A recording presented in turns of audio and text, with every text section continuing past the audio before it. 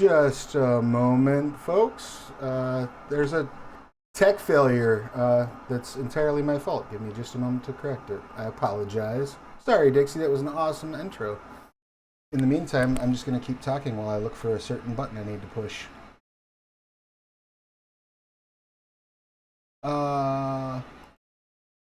Where I have sound. You do not have sound. People in the chat say they have sound. From me, yeah, I believe. Now they should have sound from you. Okay. Yeah. Sorry. Hey, chatters, can you hear us? It's my first day. It's not your first day. I ran flawlessly yesterday. I don't know what's wrong with you. Maybe changing Travis's name to Bax Masterson. Okay. Everybody, be quiet and pretend like we just went live. Shh.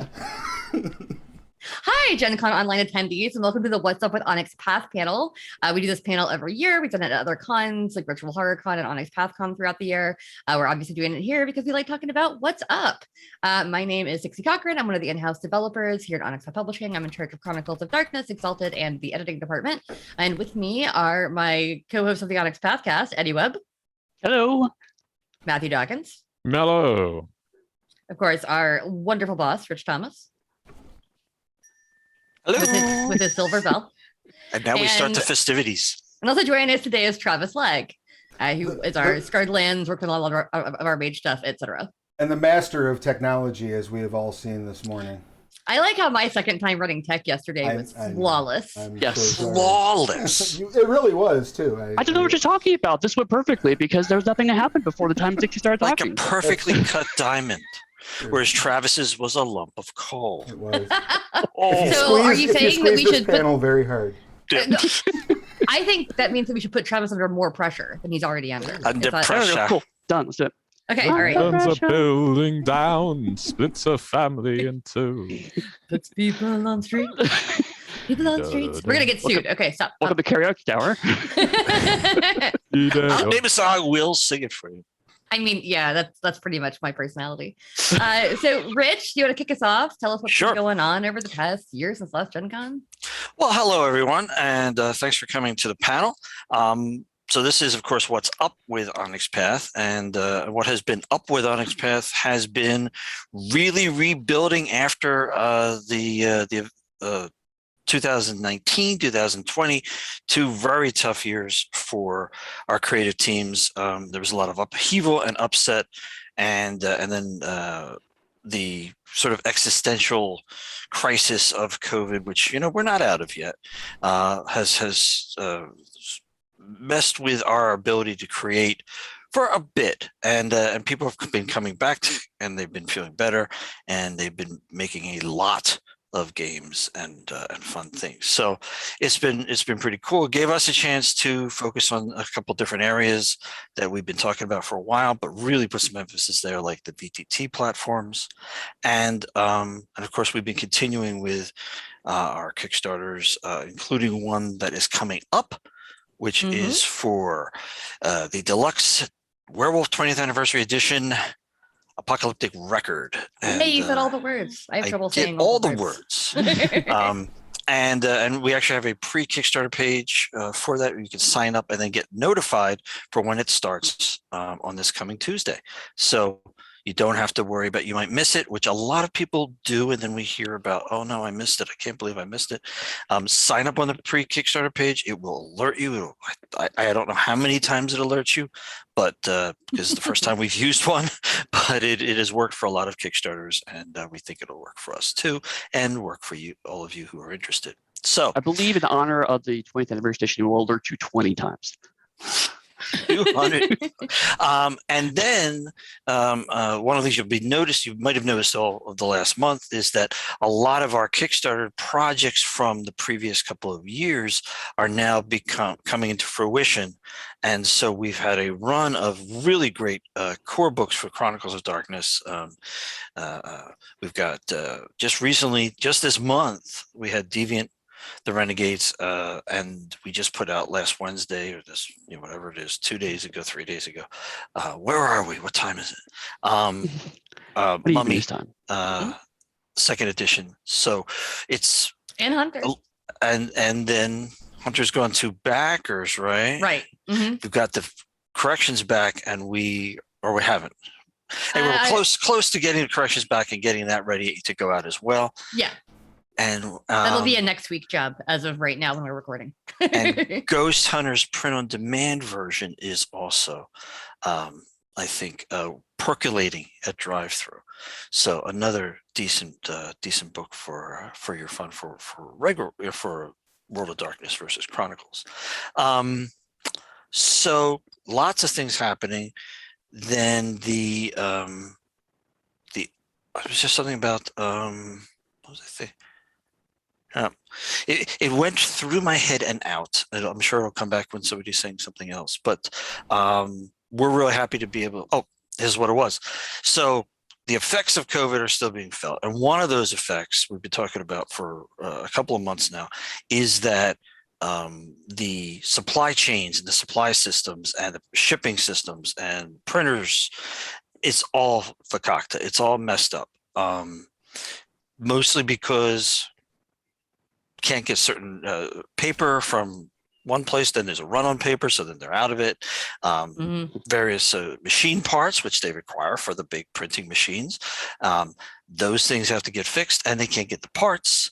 And of course, there's a labor issue as well, where people don't necessarily want to work in a big plant right next to somebody else putting things together. So lots of frustration there. And then the shipping industry is just so messed up. So a little slowdown on that. We're trying to do the best we can to compensate for that. And I think we have a pretty good plan going. It just means we're releasing books from Kickstarters as PDF and print on demand before, way before the books will actually be shipping in their traditionally printed versions. But we're trying to gang those up, and so that we don't have a lingering problem with it. It was just we submitted a bunch of books to our printer right when they had no capacity to deal with it, and it's because of the ramifications of COVID. So hopefully it's a one-time thing, or it's a diminishing problem thing, and we'll be able to get back to getting stuff out. Really in sort of in step with the plans that we'd already made. So that's a bunch of the stuff we're doing for our entire production schedule, our plans and everything. But for some details, how about we talk to somebody else? I'm going to pause for 1 second. If anybody has any questions for us, please feel free to put them in the chat. I'm collating them all into a document so that we can answer questions at the end. So just you can highlight your message. You can just put question at the front. I'll probably read everything in the chat. So just do that. We're not ignoring you. We'll get to it for the last probably 15 minutes or so. And also, I suspect just the nature of these panels may inadvertently answer your question during the course of the panel. So yes, that is very common. Someone's like, I have a question. It's like, let me do my 5-minute speech. Oh, okay, now you have the answer. I don't want to do another 5-minute speech. Let me say something. Please, God, say something. So yeah, I can start picking up the slack here in terms of specifics. Rich kind of talks a lot about this, but I kind of want to reiterate that in a lot of ways, this is what in sports would be called the rebuilding year, which is things have gone sideways to a certain degree because of everything going on. So we're trying to kind of figure out how to move forward in an effective way. So that does mean that traditionally, and I use that in quotes because I know Onyx Path has done this for a while now, but there's the idea that, we'll do huge announcements at GenCon, and we've been moving away from that for a few years anyway, but this is kind of another big point of that. Our big announcement is we're still making books, and they're pretty much on time, which is a huge accomplishment for everything is going on, frankly. But we still have some cool stuff going on. We just wrapped up for Realms of Pugmire, the Squeaks and Deep Kickstarter, which was really good, actually. I went in with modest expectations like I usually do, and I was pretty happy with the results of it. That was our book about mice and rats exploring the underneath. And this nice big meaty kind of campaign source book along the lines of Pirates of Pugmire. Also, there is another Pugmire book in the works. We're working on that right now. I can't talk about it right now. But there's more. The Pugmire book in the works? Yes, it's being worked on as we speak. As far as Scion, Scion God is also in the works. That's going to be kind of the capstone, not capstone, the fourth book of the Scion trilogy, as it were. The core of Quadrilogy. the mythological core. Right. We've been kind of finding an easy way to explain that the past year or so, because the first edition was basically just, it was hero, demigod, god, and that was the whole game. Now we have things like Dragon and Masks of Mythos, which are expanding Scion in very different ways. Some of which are much more, here's a different faction that's optional. Some of which are, here's an alternate take on the same setting. So it's a little closer to something like the Trinity Continuum in terms of there's a wide variety of options. So it's been a little hard to kind of succinctly explain that. But God is kind of the book that's going to finish up like Mythic Path that like Rich was talking about. So that's in red lines now, last I checked. So that's actively being worked on. The team's very excited about that. Also, Eddie, while you're still talking about Scion, Mhm.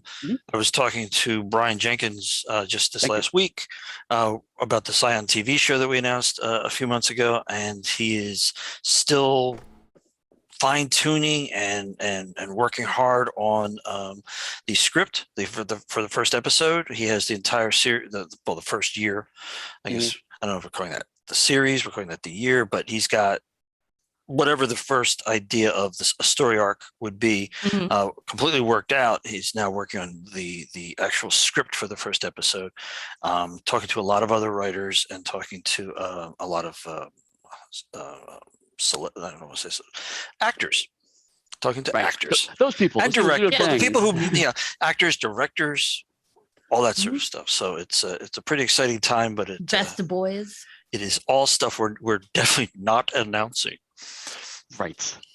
And again, that's also really exciting, and that's something that we're in this kind of interesting space where there are now we have partners doing stuff with us, and have been for a couple of years now, but we don't necessarily have direct control over them. So like we're just excited about the Scion news as you, TV news as y'all are, but that's not something like any of us are actively working on. It's Brian and their team have way more experience doing that, so we're here to kind of just help them out, offer advice, occasionally. They'll ask questions. Brian will say like, "Hey, if I have Eric Donner do this, is that right?"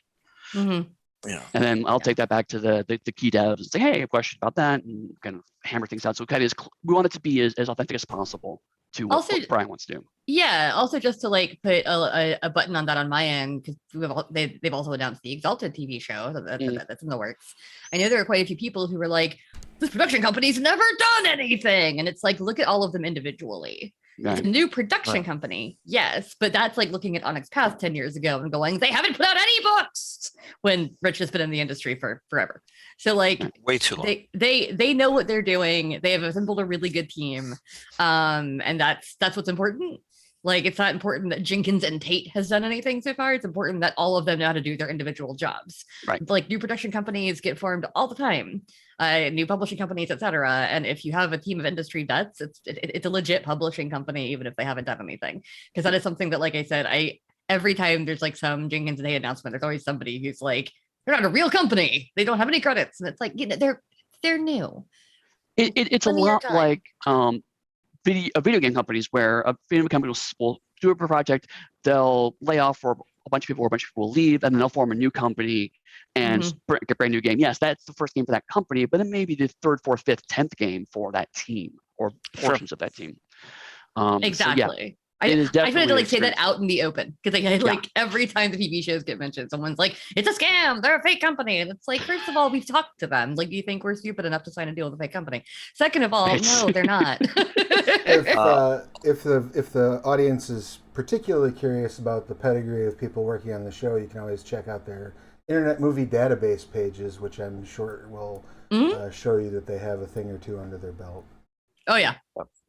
The other thing about that is folks, Kindred the Embraced was a long time ago. Please don't talk about Kindred the Embraced. With another company. Not you, other people. Right.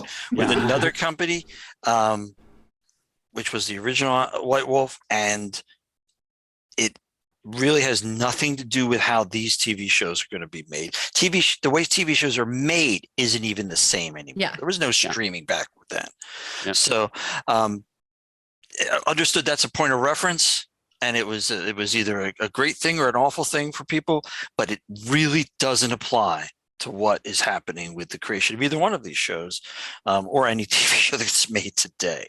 And for those in the chat saying you liked it, I liked it too. It's a good show in my opinion, but it's a different show. It's a 90s show. Like, we're not going to make an Exalted show that looks like it was filmed in 1996. That's not how this works. And then to kind of cap off the TV conversation, it's like, again, with any kind of partnership with business partners, we can't say anything until that relationship is finalized. So if there were hypothetical other shows in the works, we couldn't talk about those. If there weren't any, we couldn't talk about those. So I get that everyone's excited, and that's awesome. But there are times we're going to run into NDAs of like, hey, we can't say anything, because any kind of acknowledgement or disapproval or whatever is information. So sometimes I get it's frustrating to have that silence, but these things are in place for a reason. But to move on to the rest of my stuff on my plate, the Trinity Continuum. The Trinity Continuum is doing really, really well right now. We launched, for sale, Aberrants a few months ago. I feel like that was about right. Time is a flat circle, so I don't remember everything. 2 months ago? I think so. Wow, it feels longer than. Okay. It's still 2020, right? I got that right? Yeah, but we are actually past mid-September. I recently got March of 2020. I recently got an email from one of our devs to a writing team where the dev was like, all right, so we're going to have all these drafts in by October 8th, which gives you 8 weeks. Yeah. And I have to email them back and say, October 8th in 3 weeks. Did you mean November 8th? Right. Yes, totally. That's what that adds up. Right. So after that, Adventure is in the works. We had a Kickstarter for that earlier on in the year, and that is the third of the quote-unquote classic Trinity games, getting a new edition. We're really happy with how that's moving along. In fact, that just came out of editing relatively recently, so that is in progress. Moving into newer books, there is Trinity Assassins, which is kind of different take on the Trinity core setting. So it's a modern day setting, but it's much more John Wick Hitman style of classy, heightened assassination. But you're taking out bad people, so it's okay. Anima, of course, I'm particularly excited about. Our cyberpunk version of the game with a lot of MMO mixed into it. We used it to play test yesterday here at GenCon, which was a lot of fun. It was really fun to listen to because it was the first time I had heard like brand new people play it, like just random people that had signed up that I wasn't familiar with, and they were having a really good time. So it was very cool. Yeah, well, they were disappointed when it ended, I heard. Yeah, because I had to do a lot of the like for example, there was they ran into SGC, and he mentioned he had a 6-year-old daughter. And they're like, oh, we should like check her out and make sure she's okay. And it's like, we don't have time for the 6-year-old subplot. I'm sorry. Cold-hearted. We're bitter, cold-hearted cyberpunks, but we gotta make sure the little girl's okay. Which is so Anima, though. I mean, that hope punk vibe is actually very, very I also cool. love that they got through your scenario while avoiding every single combat you had, except for the one in the MMO. Yes. Which technically, because it's MMO, I could just say it spawns and attacks you. Yeah. But yes, that's through playtesting. We have announced that we are doing a Kickstarter. As just traditional, we do not announce when it will be. We'll announce it when we're ready. Obviously, it'll be after Apocalyptic Record, because that's the one that's coming up next week. And then Aether, which Matthew is working on, which is a nice way to segue into Matthew's section of things. Hello. Hello. Hello. Hello. Yes. So Trinity Continuum Aether is our Victorian era. We always call it the Victorian era, don't we? The 19th century. It just goes to show how pervasive and insidious the British Empire was, I suppose. But anyway, the 19th century is our setting or era for Trinity Continuum Aether, set approximately 1895, and is a game where matter such as flux and quantum isn't very well understood. And there's this substance called Aether that your characters can interact with at what essentially amounts to 3 different tiers of power. It's a game where you can essentially use it to affect the world around you in minor, passive ways, much like talents or the inspired do in typical Trinity, through to becoming, well, starting to affect the environment in large-scale ways as gogs and starting to affect your body and mutate yourself and become something you weren't before, which is how you become a magog. This is the first time we've talked about these things on any of our panels. It's something that's, I think, is very exciting. The writers are doing a fantastic job on. Now, that's the game at a very, I guess, power-based level, but as a setting, it is set amid the fiction of the 19th century. So you've got a lot of H.G. Wells there. You do literally have Martians invading the Earth in this game. You've got Dracula. You've got werewolves, the Invisible Man, you've got Jekyll, Hyde, you have all of these elements, and they exist by name because, thankfully for us, they exist in the public domain, so we can do that. But there's also a narrative reason for why they exist as really there in Aether, but come adventure and later, these creatures are elements of fiction. So at least that's what people believe. Exactly. So I won't ruin everything, of course. There's much to be explored in the course of playing the game, but that is very much the tip of the iceberg when it comes to Aether. There's a lot of fun we're going to have exploring that. It's currently in final drafts, not for very much longer at all. And that one has been a lot of fun to develop a chaotic mishmash of opinions and views from the writers, the creative team, and they are coming together to be to condense, pressurize, to become a diamond. They're all bricks of the edifice of this amazing game. Yeah, exactly. Indeed. Very well put. Very well put. Matthew's not going to tell anyone about the street fight the writers had to sort out whose ideas would win, but. No, there were injuries. Someone lost an eye, and less said about that, the better. Motorcycle chains. Yeah, it was like Streets of Rage. I smashed open a telephone box, and there was a full turkey in there, so I just ate it, and my health went up. Like, cured me of cancer, even. So anyway. Are you sure you're not playing Anima? This is where our games intersect. I see. But other than Trinity Continuum Aether, I am also developing a lot of They Came From games. People will, of course, already know about Beyond the Grave. It has already been on Kickstarter. It's not that far off from being delivered to backers in PDF, so look forward to that. We also have Camp Murder Lake, which is the big expansion to Beyond the Grave, covering 1980s slasher movies. And beyond that still, you have They Came From Classified, Beyond the Beyond. That sounds like a very we were talking about the Outer Limits yesterday, kind of Outer Limits game. But anyway, no, we don't have that. We have They Came From Classified, which is an espionage movie themed game, and I'm co-developing with Michele Masala. They came from the Cyclops' Cave, which is based on fantasy movies ranging all the way from Sinbad, The Seven Voyages, Clash of the Titans, Harryhausen kind of stuff, all the way through to Sword and Sorcery of Krull, Hawk the Slayer, Sword and the Sorcerer are my personal favorite. Oh, yes. The giant forked sword. Yeah. Fires its blades. I love exactly. It is the most practical way of using a sword. Oh, yeah. Yeah. There's a lot of time I could spend on talking about They Came From, and I often do.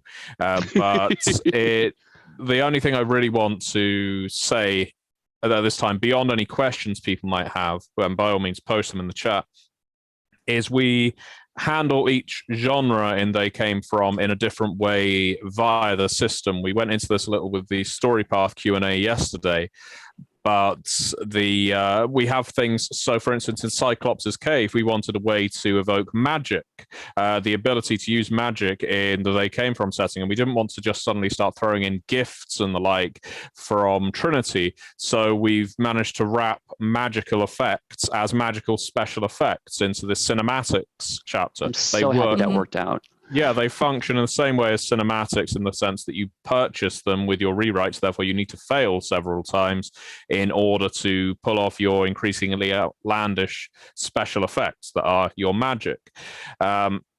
For Classified, we have things like fiendish plots and plot twists where you can basically lay out the course of your story with the cards in the game.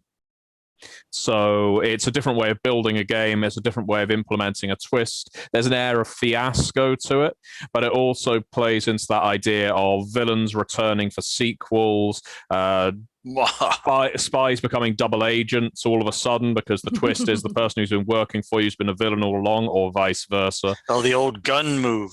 Yeah. Actually, 007. And then you get to go back and go, actually, I am a trouble agent. Yes. Yes, I'm very confused. Rare quadruple agent's the best. And I'm also running They Came From Beyond the Grave later. I'll mention this now. It should be in the Onyx Path Discord. Can't see any reason why it wouldn't be. That'll be at 4 p.m. EDT. I'm running that for people who signed up via the GenCon website. If you're watching this and you've signed up for the game and you haven't joined the Discord yet, I've sent you a message via the GenCon website, so please check that, join the Discord, and say that you're here. Messages. And what's more, once you join, go onto the GenCon website just to tick off that you turned up for the game and it ran. It's very helpful to us. But one more thing on They Came From, and this is because I'm also running a They Came From classified game for Albacon in a couple of weeks. It's beginning of October. It's another online convention. There's still a couple of spaces available on that. So that's ALBA Con. It's a Scottish-based convention. I'll be running classified for that. And if you want to play, I promise you a very good time that will be very much akin to John Steed and Emma Peel's The Avengers in color. So there's a fair amount.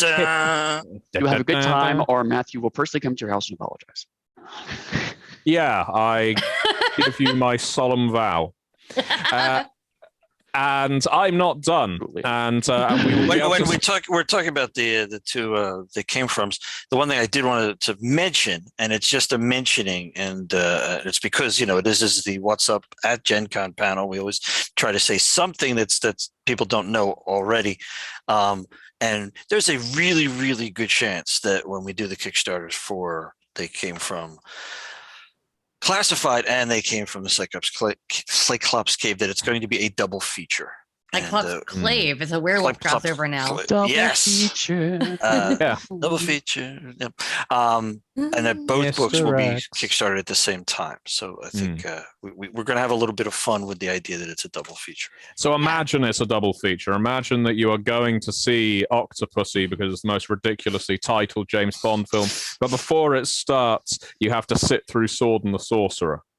No, you don't have to. You are blessed to be able to sit through The Tale of Talon versus Cromwell. And if you're an American Horror Story fan, this season that's going on right now is called Double Feature and has two different stories. So we can just play off that popularity. There you go. One thing I do want to interject before Matthew continues on, kind of that he will talk incessantly without stopping for breath. Love you, Matthew. I don't blink either. It's kind of heard that. When Matthew's running his game leader in our Discord, if you want to listen in, you can just go into the Discord channel where he's running it, mute yourself, or I will mute you. And if you want to talk about it, talk in the watch party channel, because the actual GenCon Online channel is for players. So if they talk to each other in text, they can. But we had a lot of fun actually watching Eddie's game yesterday. So if you want to have some laughs, because it's going to be the Came From game, then coming out, watch Matthew's game later on today. That's all. Keep talking, Matthew. Yeah, okay, I will. And for those of you who are carefully watching me, no, I haven't blinked since I started. And that is a perfectly natural state for me. No blinking, fake accent, the whole I just have a very wet face. It's fine. It keps my eyes naturally moisturized. Because you're from beneath the sea? Yeah, yes. Yeah.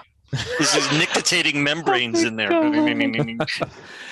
So, World of Darkness.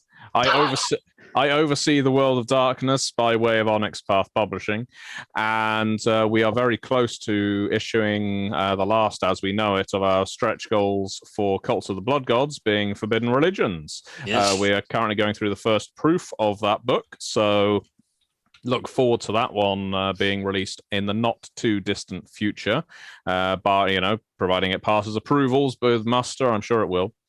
And but that's not all, of course, for the World of Darkness, because as Rich mentioned at the head of this panel, Apocalyptic Record for Werewolf the Apocalypse is going to be our next Kickstarter as of Tuesday. The link occasionally pops up in the chat, so please do pre-register to be notified when that goes live. This is our big book of meta plot for Werewolf the Apocalypse, is taken from the opinions of 5 different auspices, lots of different characters from those auspices, giving a lot of different opinions of a lot of events, both mundane and umbral and worm-related, weaver-related, but through the lens of their particular auspice. And that was very important to myself and my co-developer Leith Shields, because it's often the case in Werewolf that everyone sees tribe first, auspice distant second, and we really wanted to bring the auspice back up to the front, as this is the way that the pack is divided, and this is how your roles are assigned. It's less to do with lineage and more to do with, I guess, fate and how the spirits have chosen you, and that's where the auspice comes in. So we really exhibit a lot of different voices and provide a flurry, a huge amount of plot hooks and player tools to use in your Werewolf the Apocalypse games. So I think anyone who loves Werewolf, anyone who loves the World of Darkness would do well to back this book, especially if they like Beckett's Jihad Diary. But that's still not all for World of Darkness, and this is where I get to do a segue, because Travis Legg is here. Because we also are in the throes of various Mage the Ascension releases, some of which Travis isn't on, but most of which he is. So, Travis, take it away. Talk about Mage. Oh, there's so much. So we are currently, after the wonderful and successful, and I'm ever grateful for, Technocracy Reloaded Kickstarter. We're buttoning up a few of the stretch goals for that right now. I believe the status of which are all on the Monday meeting notes, but I think most of the stretch goals are like in the layout end of things at this point. One might still be in editing. I have no short-term memory or long-term memory. I have a very narrow window. But those are all on the way, and they're all looking great. The work from the writers has been amazing, and it's been a blast to examine the world of Mage through the lens of the Technocracy for some time. However, if you've been following the notes, you'll also see Lore of the Traditions is on there.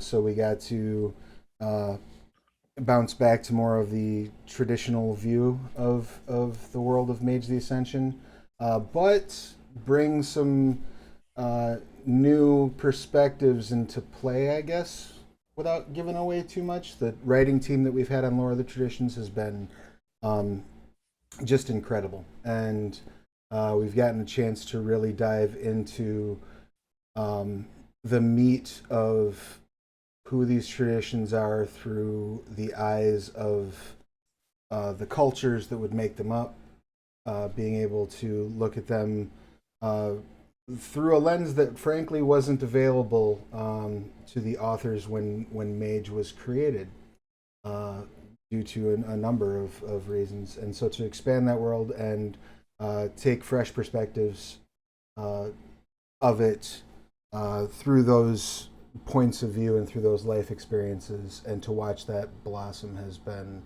amazing. So I am absolutely pumped to get that out in front of folks. I can't summon the words to describe how proud I am of being involved with that book.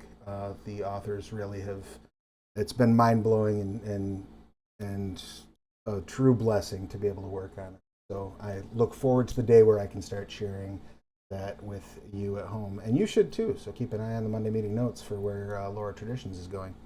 If I could just jump in there, the Monday meeting notes that Travis is referring to, was sometimes referred to, if you're not aware, are they are part of the Monday meeting notes blog that I write, pull together after our Monday meeting that we have every week, and so the blog comes out in the evening, sometimes around 9 o'clock Eastern time, U.S. time, and and in the body of that, besides my blathering for what an indeterminate amount of time at the beginning, are updates to basically every part of the stuff that we're working on, including a rundown of where each role-playing game project is in it, the sort of the production process, from first draft to developmental drafts to editing to layout to proofing. It's all in there, and you can see exactly what your favorite book or game line is up to just by going through there every week. So if people don't know what that is, you can come onto our website, check out the blog.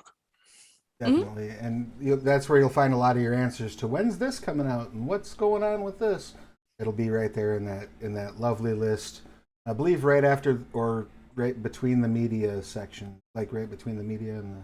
It's scroll down, you'll find it. Yeah. But if you see comments, go back up. You're good. Right. Yeah. If you see comments, you've gone too far. Turn around, make a left. Turn left to the cow.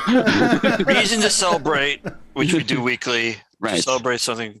That's the very last thing that I write each week in the comments. I just love the fact that your blog is so long. We actually have to give directions. Well, we do a lot of stuff. There's an entire VTT section. Drive down the information highway, take a left at the blog sphere. Check out where you can buy our stuff in case people are not sure what the sales are at our various sales partners. No, Rich does a lot of work into that every week, and it's extremely useful. It takes hours to put together. Like I've done it a couple times when Rich was out of town.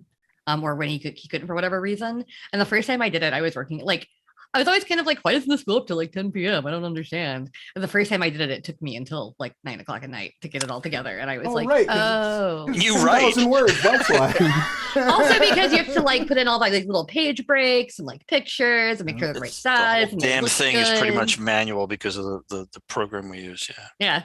And sometimes when it's extra long, Matthew will come out from the bushes in like a fisherman's hat and shout, "You're all doomed," while you're scrolling down. That'd be really cool. Yeah, can we like add a little like GIF of Matthew? You're all doomed. Yeah, I need an old sea captain outfit. I think. You've already got most of it. I know you got the hat. Yeah. It would be magic. And speaking of magic, so aside from Mage 20th, the stuff with Lore of the Traditions and the Technocracy, Victorian Mage is cracking along nicely. All the stretch goals are in various states of process. Yeah, I did not have the pleasure of working as a developer on any of those stretch goals, but that's not true.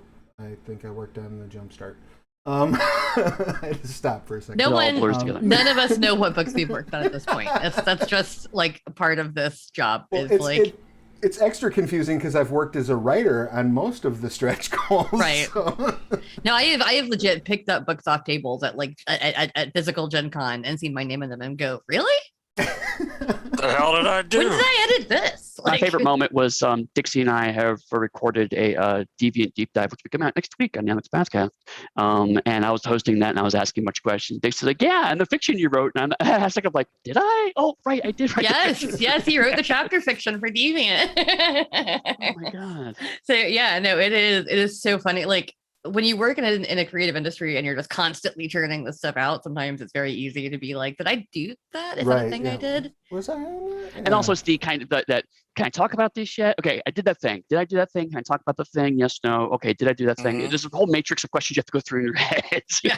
It's a very long flow chart once you've worked on your second project, pretty much from much then like on Rich's out. blog. That's a perfect example. Exactly. Nice. Every once in a while, when you're trying to remember what you worked on, Matthew will pop out of the corner and say, "You're all doomed." That is my development experience with Matthew, pretty much. Yes.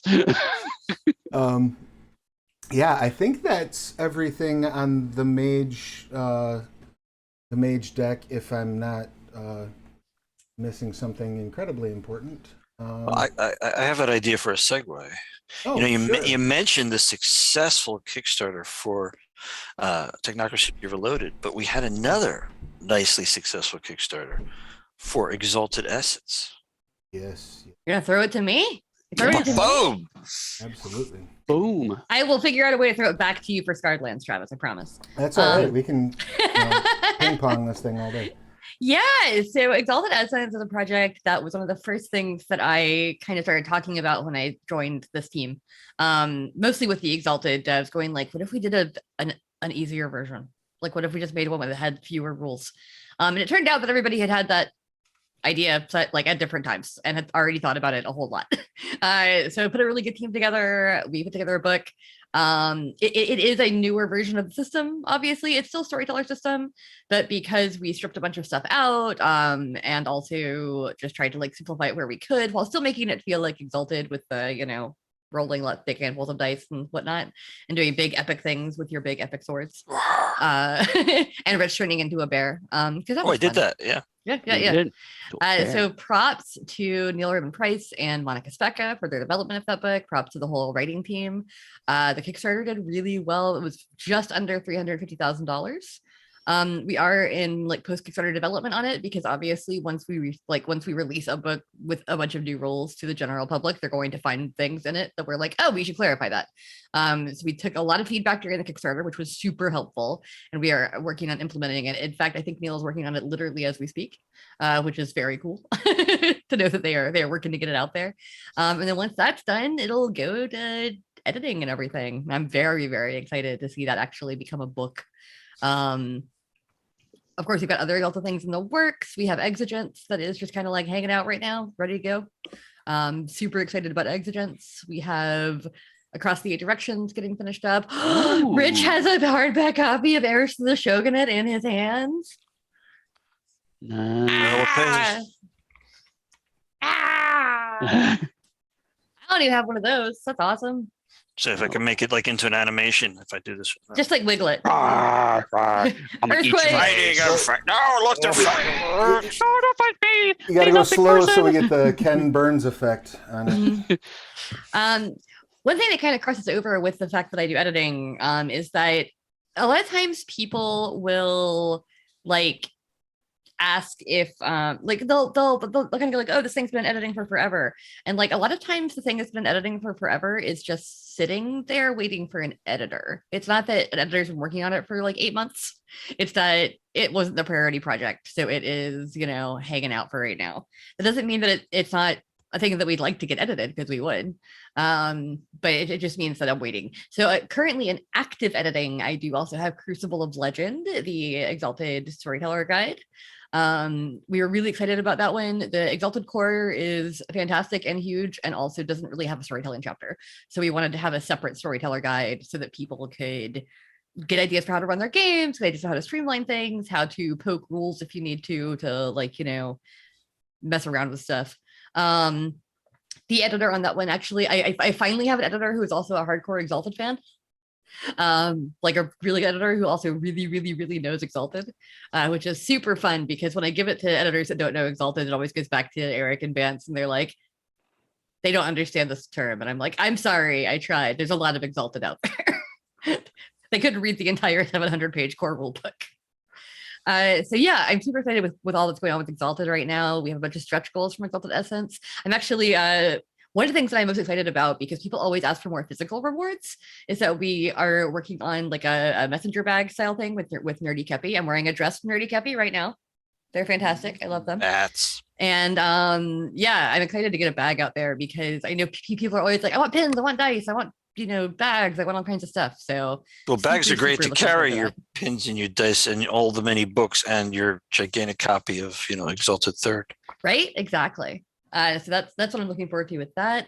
We are also compiling 100 Devils Night Parade and Adversaries of the Righteous to put them into like full-size books right now.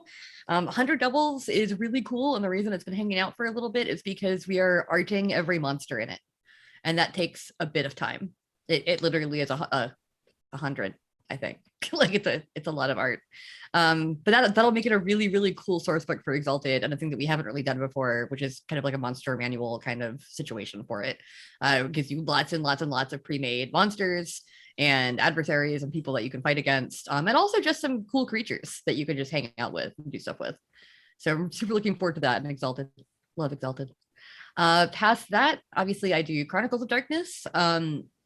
Just a lot of people are already asking questions like, what's up with Chronicles, why is it going, and like this is not an open invitation to like harass Paradox. Please don't do that. We like working with them. But that's up to them. It's not up to us. There's more stuff I would like to do, but right now we're just not doing it. I am excited though about some of the forthcoming Changeling the Lost books. We have Kith and Kin is in editing right now. I'm super excited about that one. It has a whole bunch of new kiths in it. We've previewed a few in live plays here and there. And I'm also going to be, I think, giving a couple to one of my other friends to preview at an upcoming game that he's running. So he, you know, we're trying to get them out there a little bit. Possibly I'll do another preview on the blog before it gets to layout, which is cool. We've also got The Hedge. I'm super excited about that. We've got Home of the Pentacle from Age of the Awakening. And of course, we have stretch goals for Hunter, Deviant, and Mummy all in the works. So there is a lot of Chronicle stuff still coming out. It's just, you know, it might not be for your favorite line. There are 12 lines in Chronicles. So I am sorry that we don't currently have any, like, you know, Promethean stuff in editing, but we're focusing on the stuff that we just made. So lots of Deviant, Hunter, Mummy love. And then also just, we had a pretty wildly successful Changeling the Last Kickstarter and a few books we're going to do for that. I know that Changeling and Mage are two of the most beloved game lines from Chronicles. So we're definitely trying to keep supporting those as best we can. Yeah, so that's that. And speaking of The Hedge and weird adventures you can go on, what about Scarred Lands, Travis? Scarred Lands, I need to work on figuring out how to squeeze a hedge in. Well, I was thinking just like a weird magical place where weird bad shit happened. Yeah, that's like all of Scarred Lands, right? What magic school is that weird? Dixie tried to roll a segue roll and it failed. Let's just move on. That's fair. Yeah, Scarn is kind of like The Hedge, but with more metal. Let's roll. I rolled a 15 on my segue roll. Thank you very much. There you go. Excellent. So yes, Scarred Lands. Speaking of successful Kickstarters, we had the Dead Man's Rest Kickstarter last year.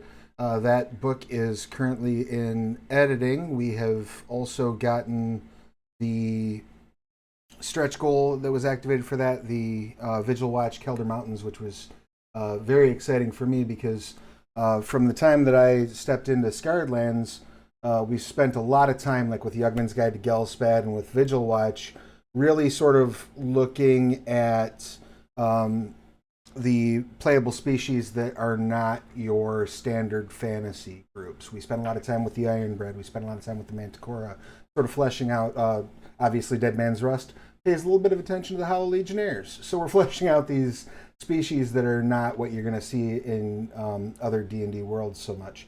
And with Vigil Watch Kelder Mountains, we really got to turn the lens right onto the elves and dwarves in that region.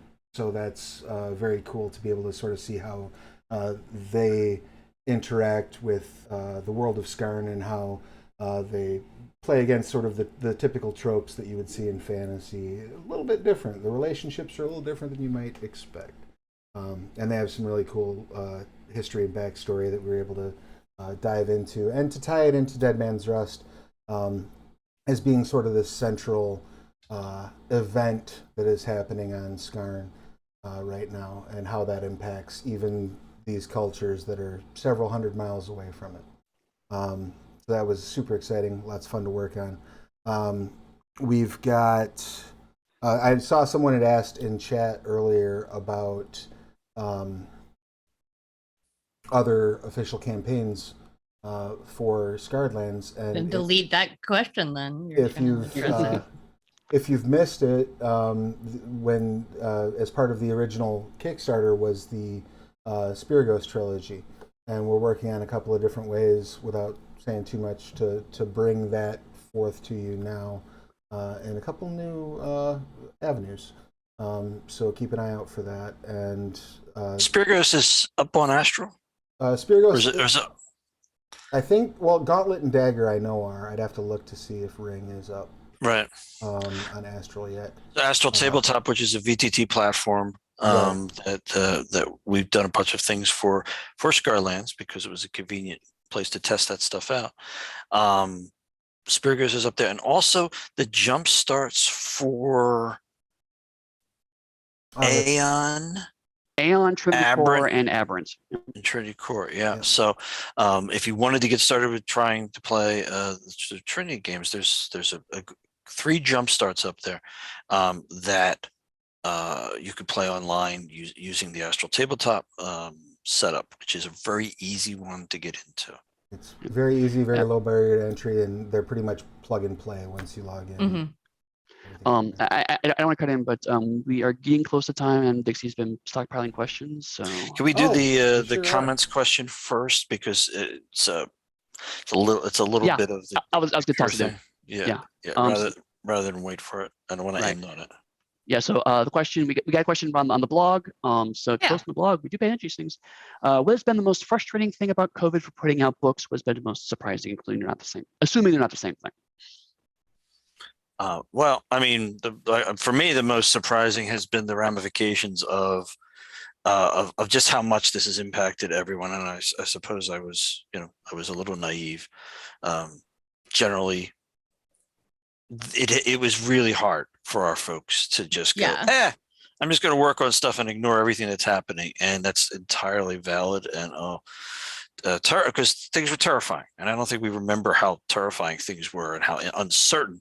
And should I spend my time working on this thing and ignoring what's going on in the real world, or am I just overwhelmed, like a tidal wave, by all the stuff that's going on in the real world? And so that was surprising, but it also ties into, for what was the amazing way that our folks, our freelancers, our everybody you see here on the panel, all of our team just came together, helped each other out, let people vent, just encouraged and reminded folks that everything was crazy out there, but we're doing just fine here.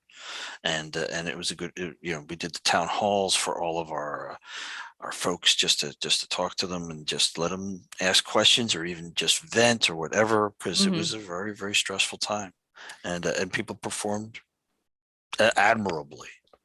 Yeah, I think for me, like it's a similar thing where like I've struggled with mental health issues my whole life, but I didn't realize how much worse they were going to get in this climate. And a lot of people dealt with that, like folks who didn't have any often developed something or had to start going to counseling, and people like me who already, like, I could cope with my day to day. And by 6 months into everything, I was on new medication because it was just a lot. And I think a lot of people have dealt with that in a way that they didn't think was going to happen. Because of course, like when it all started, it was like, oh, well, I work from home already, so I'm just gonna be home more. Right. Like, all right, whatever. This is fine. But then obviously, like, there's still paranoia and there's still being worried and they're still being scared. And like, then, you have to deal with having other people at your house, or what happens, when you have a scare in your family or something's happening. And then of course, all of your writers and editors and developers and everybody, like, they have issues too. Like, we have people in different countries where things went very differently. We have people here who actually like caught it or had scares. Yeah, and we don't talk about the people. I mean, we don't name people who who caught it or came close to it or had a relative who had it. I mean, that's their stories to tell. But we did have to deal with the ramifications of that. Yeah, exactly. So yeah, like it's just it was hard, and wanted to make sure that all my people were okay. Obviously, like, I understand, like, I am one of those people who tends to kind of go incommunicado when I'm not doing well mentally. And so like, but when you're completely remote and everything's via email and stuff, that can be very, very difficult, because it's like, are you ignoring me, or are you like sick? Like, are you hurt? Is something going on? Like, I just want to help. And yeah, so that was the hardest for me, was just the interpersonal stuff and having everybody like struggle with mental health issues and having to like make yourself keep working despite how you're feeling and that the world's kind of on fire outside. Yeah, no, that was it. And like, that's honestly the most surprising for me too, is like, I just didn't think it was going to be what it was. Like, even if it went on for a while, part of me was like, we'll adjust, we'll work from home, we'll be fine, we all know what we're doing. And like, it didn't really ever even out completely. Like, it's just now kind of starting to, in my opinion, but it's been a year and a half. So on the flip side, however, I do know that one thing that, at least for me, as I don't want to say a positive benefit, but it's been a different perspective on things, has been I'm much more aware of how important virtual tabletops are and how game-changing things like that and Twitch streaming and whatnot are to our industry, because before it was something that was kind of in the background for me, and it's like, that's kind of neat, it's kind of cool, maybe we should do that. But now it's like, okay, this may be the way that a lot of people only get to play, and I got a much better sense of how true that can be. And I know it's something I've been thinking about and how we adjusting. So that's why, like, for the playtest for Squeaks and for Anima, I tried to make an effort to do online versions of it, to put stuff on Twitch, to make videos for these things, because I'm realizing more and more that this is how a lot of people consume tabletop role-playing games and how they interact with tabletop role-playing games. So it's been helpful for me as a designer to do this. And it's a realization I think I would have gotten to eventually, but certainly COVID's helped accelerate that process for me. Yeah, totally. Do you More questions? A couple more questions? And we're just about there. Yeah, A lot of them squeeze one more in. a lot of them we've answered already. Once you're worried about it, someone did have a mechanic Scion question. Honestly, I would take them to the Scion channel on Discord, because we're not going to be able to answer that right here. Someone did ask if for the TV show for Scion, if other pantheons would be represented besides the heavy focus on Norse and Greek mythology that tends to be on TV. And I do believe that is their intention. Absolutely. Yeah, like they really have looked at what we tried to do with Scion Second Edition, to try to make sure that we're keeping the inclusive nature of Scion, which is very exciting. Right. That's all I can say without having seen any casting. Right. Besides, in terms of like what pantheons are going to be, all pantheons are accessible for the writers. What characters come from which pantheons, that's going to be something, what works, what doesn't work. The team that we're working on are very proud of the fact that modern Britain, England, I'm not even UK. I don't even know what everybody wants to be called. It's all the same thing, right? But those people that we had the revolution from.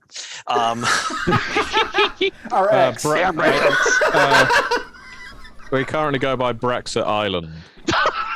Okay, so Brexit Island, it's like the Love Island, is also a huge melting pot, and there's many people from all around the world who live in London and the surrounding areas, and it's just so that's all part of why they wanted to do Scion, is to be able to show a lot of different pantheons. Yeah. So a lot of the other questions were things like, can we expect another V5 Kickstarter soon? And it's like, we announce our Kickstarters when we announce them.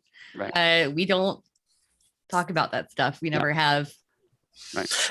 And to make it clear, we're not trying to be coy and we're not trying to be cute about it. We don't always know. It's because of the licenses. Sometimes we think we're going to do this, and then something will come up that is outside of our control. So rather than continually promise and continually have to go, well, no, we just hold off as long as we can until we're really sure it's going to happen, and then boom. Yeah. Now, one question about the thing that we didn't cover, which I think we should at least touch on real quick before we end, is that Zach asked, how's Legend Lore doing? Because we didn't actually talk about Legend Lore. It's coming. Yeah. It's coming really Real well, soon. and it's coming really soon. Yeah, we've been working through the proofs on that. It's looking very good. Had to add a little bit of text. This is what happens with proofing. After you adjust some things, you sometimes end up with spaces in the books. There's a little extra in there than people who back the Kickstarter will have seen, so that's exciting. But yeah, everything is moving along. Good old Click now. Not a Matt Click. He's one of our editors. He's a good Click.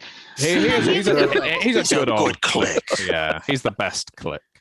But yes, I join his Click anytime. But yes, Legend Lore is doing very well, and again, that's another book. It shouldn't be that long, that far off. The backers are able to see the PDF. It is beautiful. Too. Yeah. Hats off. Yeah. It is Mike did an extraordinary job. Beautiful. Yeah. I'm actually really excited for that one too, because that is your isekai book, and how inclusive that one is also really, really exciting. Like, it's a very diverse book.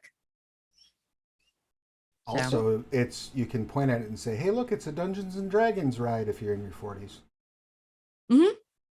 Yeah, pretty much. Which I am. Thank you for reminding me of that, Travis. I No know problem, it. Eddie. I remember my 40s. Come for the announcement, stay for being verbally abused by Travis. All Pretty right, much every that Gen said- Con, I think. Yeah, pretty much. Yeah, that's about right.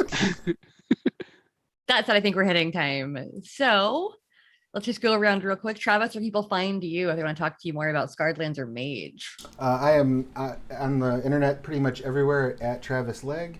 You can find me next here tonight at 6 p.m. Eastern as we are streaming session 0 of Trinity Continuum and for StoryPath Showcase, which is with a great group, lots of fun. Hiromi's playing, James Sombrano's playing. It's going to be a good time, so check it out.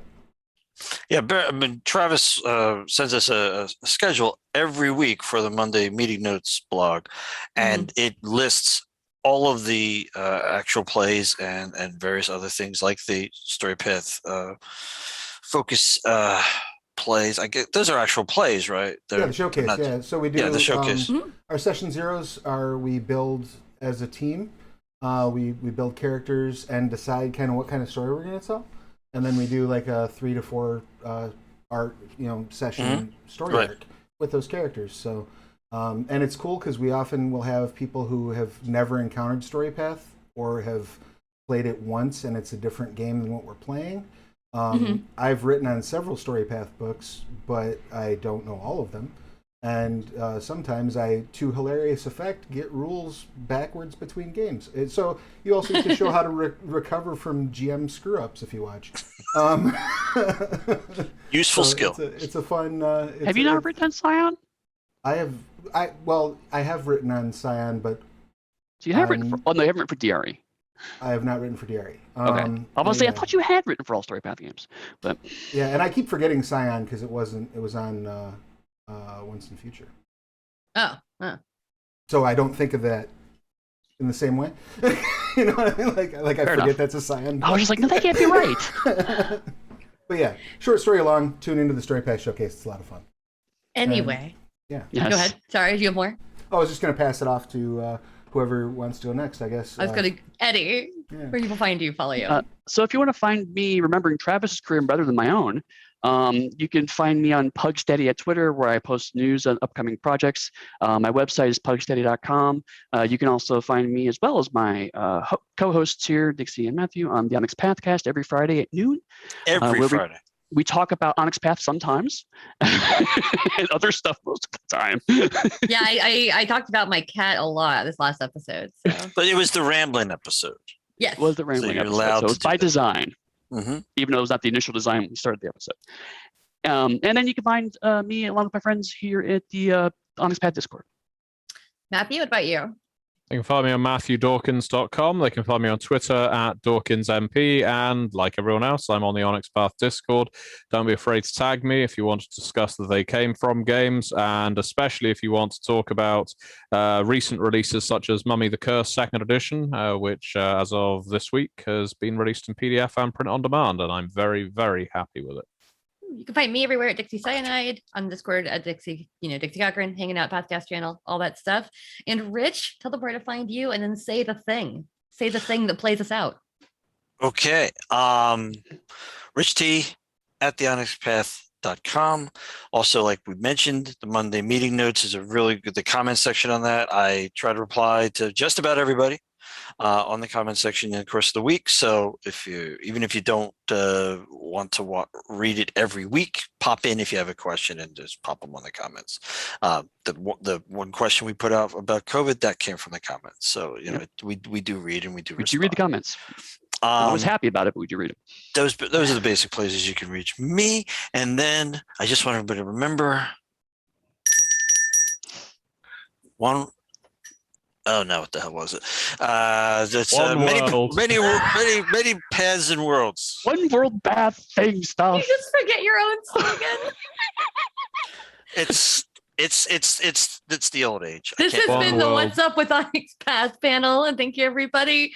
Many worlds, one path. There you go.